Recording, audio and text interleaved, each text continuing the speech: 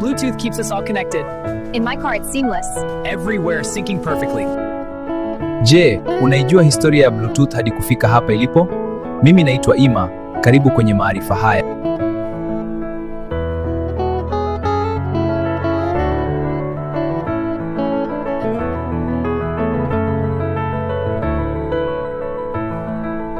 Mwaka 1994, kampuni ya Ericsson ya nchini Sweden ilianza kutafuta njia ya kuunganisha simu na vifaa vingine bila kutumia waya. Mwaka 1997, jina Bluetooth likazaliwa. Jina hili lilitokana na mfalme wa Denmarki aitwaye Harald, aliyekuwa maarufu kwa kuunganisha makabila mbalimbali. Kama Bluetooth inavyounganisha vifaa leo, sasa ilipofika mwaka 1998, makampuni makubwa kama Ericsson, IBM, Intel, Nokia na Toshiba wakaungana kuunda Bluetooth, kusimamia na kuendeleza teknolojia hii, na leo Bluetooth ipo kila mahali, kwenye simu, headphones, magari na maisha yamerahisika zaidi.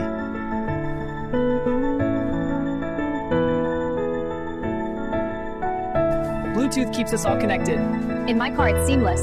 Everywhere, syncing perfectly. Hiyo ndio historia ya Bluetooth hadi kufikia hapa ilipo. Usiache kusubscribe upate video mpya. Naitwa Ima, msimulizi wenu. Tukutane wakati mwingine. Tafadhali subscribe uwe wa kwanza kupata video mpya.